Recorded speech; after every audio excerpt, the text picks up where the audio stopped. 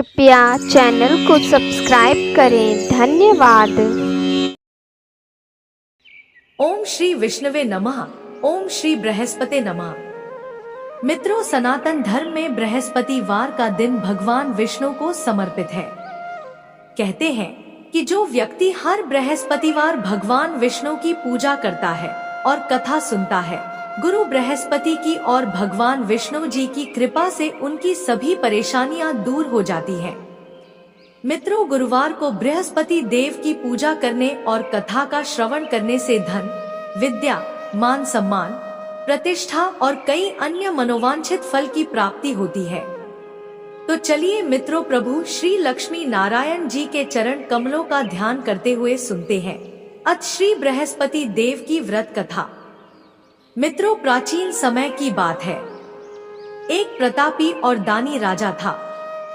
वह सदा ही गरीबों और ब्राह्मणों की सहायता करता था, पर राजा की यह बात उसकी रानी को अच्छी नहीं लगती थी। वह न ही गरीबों को दान देती, न ही भगवान का पूजन करती थी और राजा को भी दान देने से मना किया करती थी। एक दिन राजा शिकार खेलने वन को गए हुए थे, तो रानी महल में अकेली रह गई।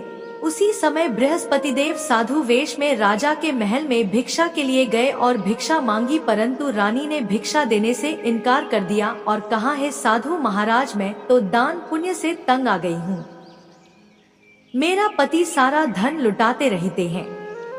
मेरी इच्छा है कि हमारा धन नष्ट हो जाए, फिर न रहेगा बांस, न बजेगी बांसुरी।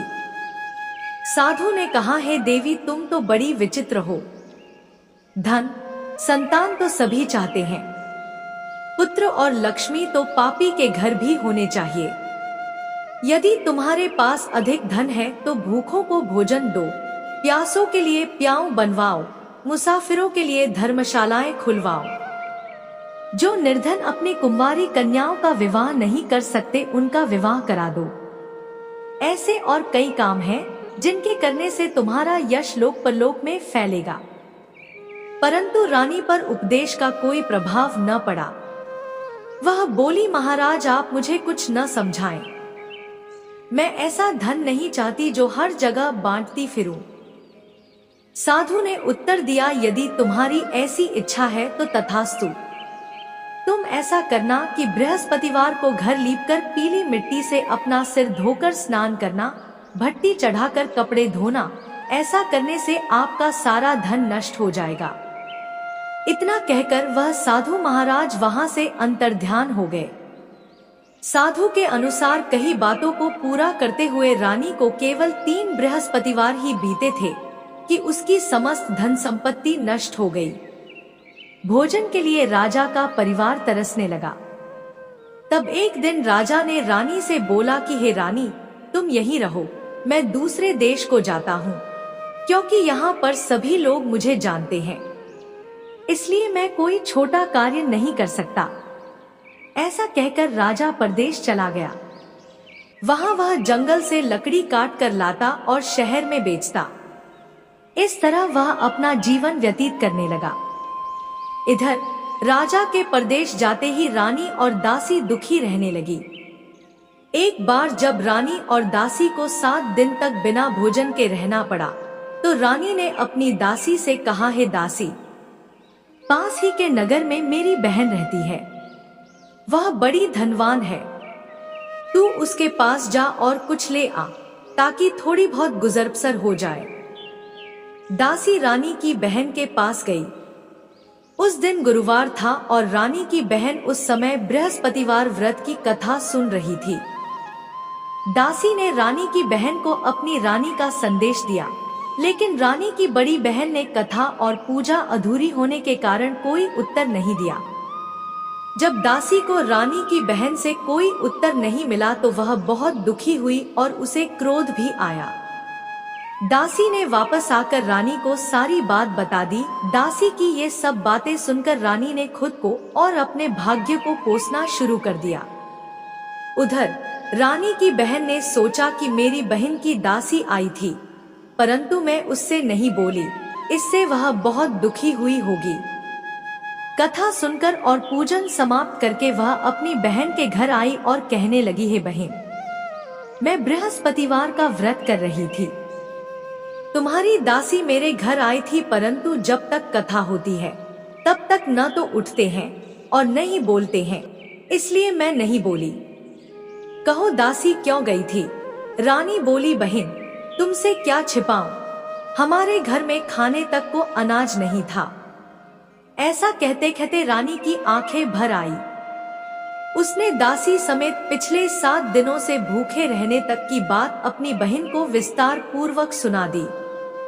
रानी की बहन बोली, देखो बहन, भगवान बृहस्पति देव सबकी मनोकामना को पूर्ण करते हैं।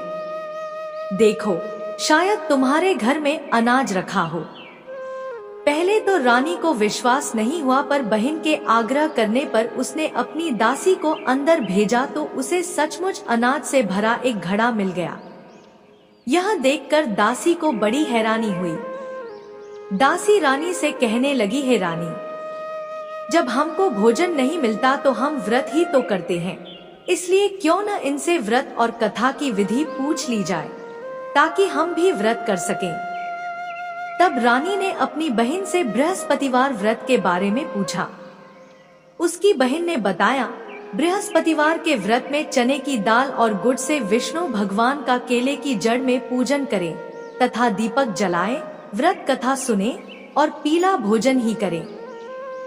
इससे बृहस्पति देव प्रसन्न होते हैं। व्रत और पूजन विधि बताकर रानी की बहन अपने घर को लौट गई। 7 दिन के बाद जब गुरुवार आया तो रानी और दासी ने व्रत रखा। घुड़साल में जाकर चना और गुड़ लेकर आई। फिर उससे केले की जड़ तथा विष्णु भगवान का पूजन किया। अब पीला भोजन कहां से आए, इस बात को लेकर दोनों बहुत दुखी थे। चूंकि उन्होंने व्रत रखा था, इसलिए बृहस्पति देव उनसे प्रसन्न थे। इसलिए वे एक साधारण व्यक्ति का रूप धारण कर 2 थालों में सुंदर पीला भोजन दासी को दे गए। भोजन पाकर दासी प्रसन्न हुई और फिर रानी के साथ मिलकर भोजन ग्रहण किया। उसके बाद वे सभी गुरुवार को व्रत और पूजन करने लगी। बृहस्पति भगवान की कृपा से उनके पास फिर से धन संपत्ति आ गई, परंतु रानी फिर से पहले की तरह आलस्य करने लगी। तब दासी बोली, देखो रानी, तुम पहले भी इस प्रकार आलस्य करती थी। तुम्हें धन रखने में कष्ट होता था, इस कारण सभी धन नष्ट हो गया, और अब जब भगवान बृहस्पति की कृपा से धन मिला है तो तुम्हें फिर से आलस्य होता है। रानी को समझाते हुए दासी कहती है कि बड़ी मुसीबतों के बाद हमने यह धन पाया है, इसलिए हमें दान पुण्य करना चाहिए, भूखे मनुष्यों को भोजन कराना चाहिए और धन को शुभ कार्यों में खर्च करना चाहिए, जिससे तुम्हारे कुल का यश बढ़ेगा, स्वर्ग की प्राप्ति होगी और पितृ प्रसन्न होंगे। दासी की बात मानकर रानी अपना धन शुभ कार्यों में खर्च करने लगी, जिससे पूरे नगर में उसका यश फैलने लगा। इधर एक दिन राजा दुखी होकर जंगल में एक पेड़ के नीचे आसन जमाकर बैठ गया। वह अपनी दशा को याद करके व्याकुल होने लगा। बृहस्पतिवार का दिन था। एकाएक उसने देखा कि निर्जन वन में एक साधु प्रकट हुए। वह साधु वेश में स्वयं बृहस्पति देवता थे।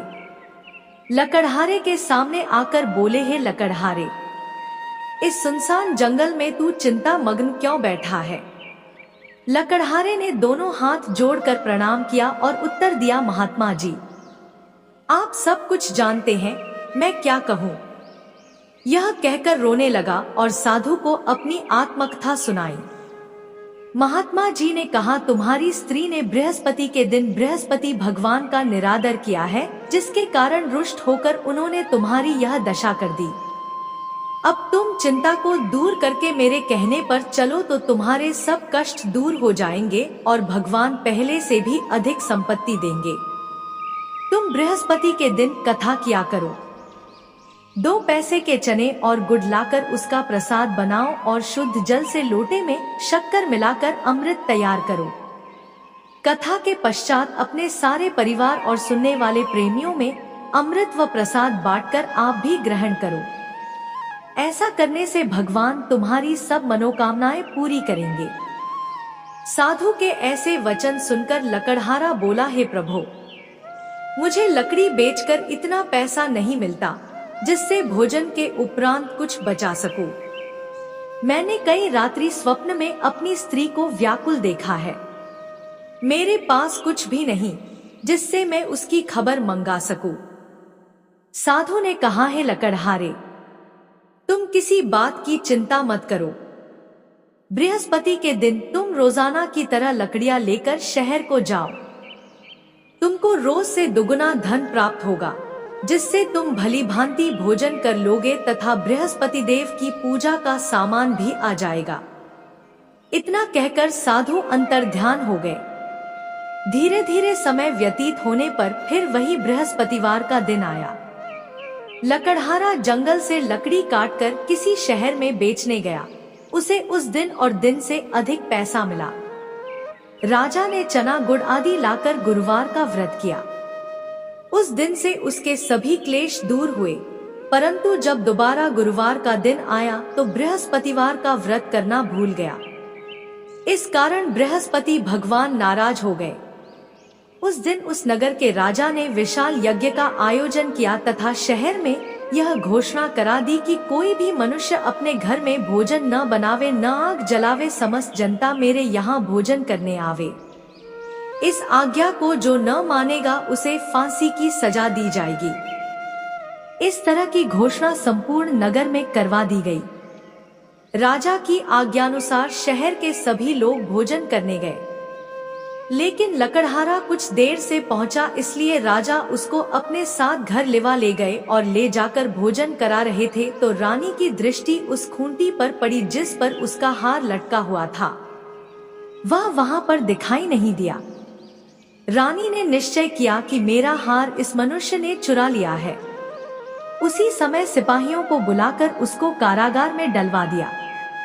जब लकड़हारा कारागार में पड़ गया और बहुत दुखी होकर विचार करने लगा कि न जाने कौन से पूर्व जन्म के कर्म से मुझे यह दुख प्राप्त हुआ है, और उसी साधु को याद करने लगा जो कि जंगल में मिला था।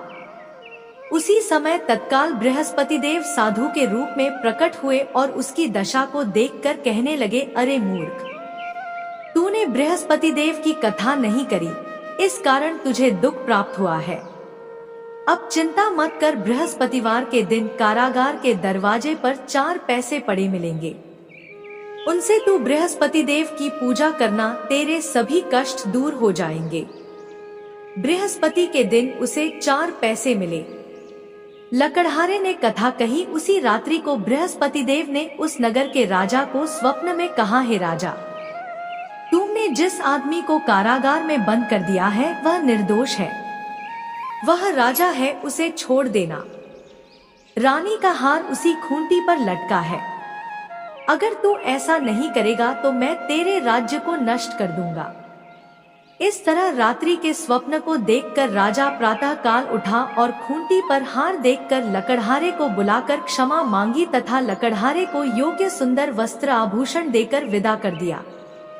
बृहस्पति देव की आज्ञानुसार लकड़हारा अपने नगर को चल दिया। राजा जब अपने नगर के निकट पहुंचा तो उसे बड़ा आश्चर्य हुआ। नगर में पहले से अधिक बाग, तालाब, कुएं तथा बहुत सी धर्मशाला, मंदिर आदि बन गई हैं।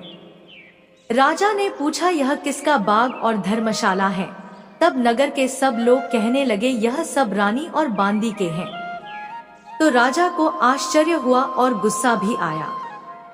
जब रानी ने यह खबर सुनी कि राजा आ रहे हैं तो उन्होंने बांदी से कहा कि हे दासी, देख राजा हमको कितनी बुरी हालत में छोड़ गए थे। हमारी ऐसी हालत देखकर वह लौट न जाए, इसलिए तू दरवाजे पर खड़ी हो जा। आज्ञानुसार दासी दरवाजे पर खड़ी हो गई। राजा आए तो उन्हें अपने साथ लिवा लाई। तब राजा ने क्रोध करके अपनी रानी से पूछा कि यह धन तुम्हें कैसे प्राप्त हुआ है? तब उन्होंने कहा, हमें यह सब धन बृहस्पति देव के इस व्रत के प्रभाव से प्राप्त हुआ है। राजा ने निश्चय किया कि 7 रोज बाद तो सभी बृहस्पति देव का पूजन करते हैं, परंतु मैं प्रतिदिन दिन में 3 बार कहानी तथा रोज व्रत किया करूंगा। अब हर समय राजा के दुपट्टे में चने की दाल बंधी रहती तथा दिन में 3 बार कहानी कहता। एक रोज राजा ने विचार किया कि चलो अपनी बहन के यहाँ हो आवे। इस तरह निश्चय कर राजा घोड़े पर सवार हो अपनी बहन के यहाँ को चलने लगा। मार्ग में उसने देखा कि कुछ आदमी एक मुर्दे को लिए जा रहे हैं। उन्हें रोककर राजा कहने लगा, अरे भाइयों, मेरी बृहस्पति देव की कथा सुन लो। वे बोले, लो, हमारा तो आदमी मर गया है, इसको अपनी कथा की पड़ी है। परंतु कुछ आदमी बोले, अच्छा कहो, हम तुम्हारी कथा भी सुनेंगे। राजा ने दाल निकाली और जब कथा आधी हुई थी कि मुर्दा हिलने लग गया और जब कथा समाप्त हो गई तो मुर्दा राम राम करके उठकर खड़ा हो गया। आगे मार्ग में उसे एक किसान खेत में हल चलाता मिला। राजा ने उसे देख और उससे बोले, अरे भैया, तुम मेरी बृहस्पतिवार की कथा सुन लो। किसान बोला, जब तक मैं तेरी कथा सुनूंगा तब तक 4 हरया जोत लूंगा। जा अपनी कथा किसी और को सुनाना। इस तरह राजा आगे चलने लगा। राजा के हटते ही बैल पछाड़ खाकर गिर गए तथा किसान के पेट में बड़ी जोर का दर्द होने लगा। उस समय उसकी माँ रोटी लेकर आई। उसने जब यह देखा तो अपने पुत्र से सब हाल पूछा और बेटे ने सभी हाल कह दिया तो बुढ़िया दौड़ी दौड़ी उस घुड़सवार के पास गई और उससे बोली कि मैं तेरी कथा सुनूंगी, तू अपनी कथा मेरे खेत पर चलकर ही कहना। राजा ने बुढ़िया के खेत पर जाकर कथा कही, जिसके सुनते ही वह बैल उठ खड़ हुए तथा किसान के पेट का दर्द भी बंद हो गया। अगले दिन राजा अपनी बहन के घर पहुंचा। बहन ने भाई की खूब मेहमानी की। दूसरे रोज प्रातः काल राजा जगा तो वह देखने लगा कि सब लोग भोजन कर रहे हैं। राजा ने अपनी बहन से कहा, ऐसा कोई मनुष्य है जिसने भोजन नहीं किया हो, मेरी बृहस्पतिवार की कथा सुन ले।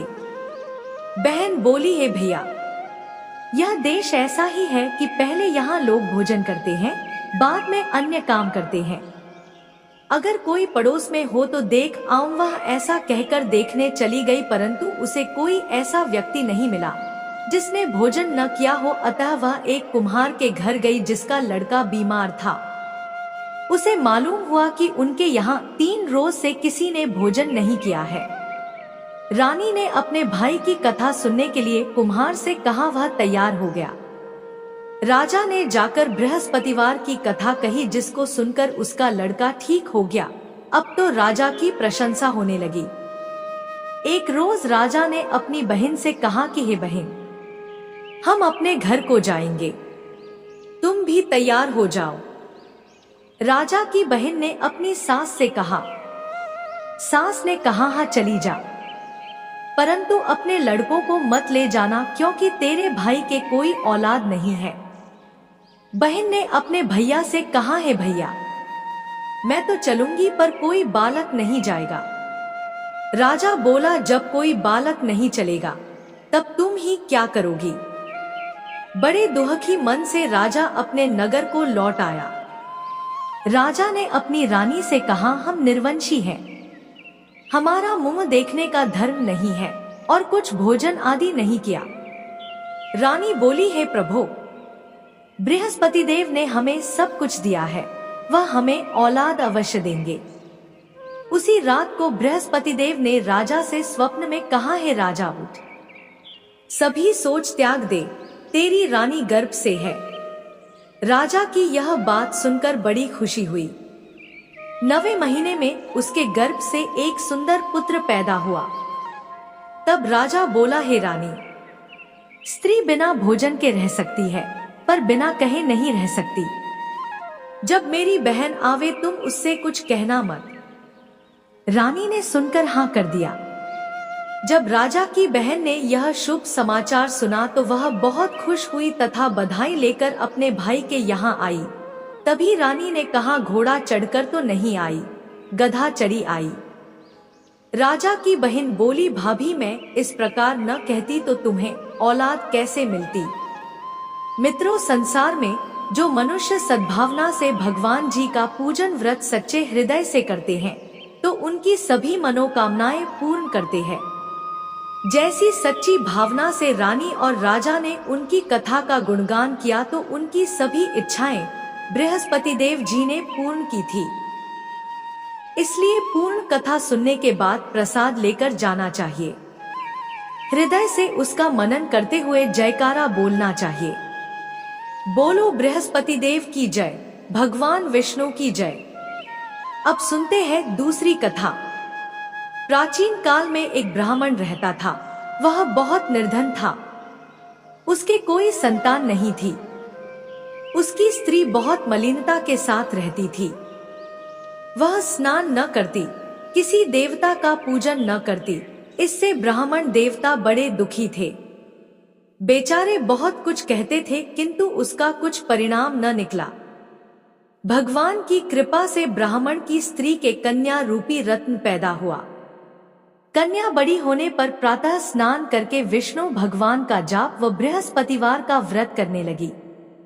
अपने पूजन पाठ को समाप्त करके विद्यालय जाती तो अपनी मुट्ठी में जौ भर के ले जाती और पाठशाला के मार्ग में डालती जाती। तब ये जौ स्वर्ण के जो जाते लौटते समय उनको बीन कर घर ले आती थी। एक दिन वह बालिका सूप में उस सोने के जौ को फटक कर साफ कर रही थी कि उसके पिता ने देख लिया और कहा, हे बेटी, सोने के जौ के लिए सोने का सूप होना चाहिए। दूसरे दिन बृहस्पतिवार था। इस कन्या ने व्रत रखा और बृहस्पति देव से प्रार्थना करके कहा, मैंने आपकी पूजा सच्चे मन से की हो तो मेरे लिए सोने का सूप दे दो। बृहस्पति देव ने उसकी प्रार्थना स्वीकार कर ली। रोजाना की तरह वह कन्या जौ फैलाती हुई जाने लगी। जब लौटकर जौ बीन रही थी तो बृहस्पति देव की कृपा से सोने का सूप मिला। उसे वह घर ले आई और उसमें जौ साफ करने लगी, परंतु उसकी माँ का वही ढंग रहा। एक दिन की बात है कि वह कन्या सोने के सूप में जौ साफ कर रही थी। उस समय उस शहर का राजपुत्र वहां से होकर निकला। इस कन्या के रूप और कार्य को देखकर मोहित हो गया तथा अपने घर आकर भोजन तथा जल त्याग कर उदास होकर लेट गया। राजा को इस बात का पता लगा तो अपने प्रधानमंत्री के साथ उसके पास गए और बोले, हे बेटा, तुम्हें किस बात का कष्ट है? किसी ने अपमान किया है अथवा और कारण हो सो कहो, मैं वही कार्य करूंगा जिससे तुम्हें प्रसन्नता हो। अपने पिता की राजकुमार ने बातें सुनी तो वह बोला, मुझे आपकी कृपा से किसी बात का दुख नहीं है। किसी ने मेरा अपमान नहीं किया है, परंतु मैं उस लड़की से विवाह करना चाहता हूँ जो सोने के सूप में जौ साफ कर रही थी। यह सुनकर राजा आश्चर्य में पड़ गया और बोला, हे बेटा, इस तरह की कन्या का पता तुम ही लगाओ। मैं उसके साथ तेरा विवाह अवश्य ही करवा दूंगा। राजकुमार ने उस लड़की के घर का पता बतलाया। तब मंत्री उस लड़की के घर गए और ब्राह्मण देवता को सभी हाल बतलाया। ब्राह्मण देवता राजकुमार के साथ अपनी कन्या का विवाह करने के लिए तैयार हो गए तथा विधि विधान के अनुसार ब्राह्मण की कन्या का विवाह राजकुमार के साथ हो गया। कन्या के घर से जाते ही पहले की भांति उस ब्राह्मण देवता के घर में गरीबी का निवास हो गया। अब भोजन के लिए भी अन्न बड़ी मुश्किल से मिलता था। एक दिन दुखी होकर ब्राह्मण देवता अपनी पुत्री के पास गए। बेटी ने पिता की दुखी अवस्था को देखा और अपनी माँ का हाल पूछा। तब ब्राह्मण ने सभी हाल कहा। कन्या ने बहुत सा धन देकर अपने पिता को विदा कर दिया। इस तरह ब्राह्मण का कुछ समय सुखपूर्वक व्यतीत हुआ। कुछ दिन बाद फिर वही हाल हो गया। ब्राह्मण फिर अपनी कन्या के यहाँ गया और सारा हाल कहा तो लड़की बोली, हे पिताजी, आप माताजी को यहाँ लिवा लाओ। मैं उसे विधि बता दूंगी जिससे गरीबी दूर हो जाए। वह ब्राह्मण देवता अपनी स्त्री को साथ लेकर पहुँचे तो अपनी माँ को समझाने लगी, है माँ, तुम प्रातः काल प्रथम स्नानादि करके विष्णु भगवान का पूजन करो तो सब दरिद्रता दूर हो जाएगी। परंतु उसकी मांग ने एक भी बात नहीं मानी और प्रातः काल उठकर अपनी पुत्री के बच्चों की जूठन को खा लिया।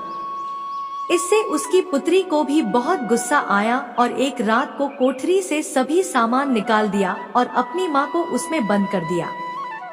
प्रातः काल उसे निकाला तथा स्नानादि करा के पाठ करवाया तो उसकी माँ की बुद्धि ठीक हो गई और फिर प्रत्येक बृहस्पतिवार को व्रत रखने लगी। इस व्रत के प्रभाव से उसके माँ बाप बहुत ही धनवान और पुत्रवान हो गए और बृहस्पति जी के प्रभाव से इस लोक के सुख भोग कर स्वर्ग को प्राप्त हुए। सब बोलो विष्णु भगवान की जय, बोलो बृहस्पति देव की जय।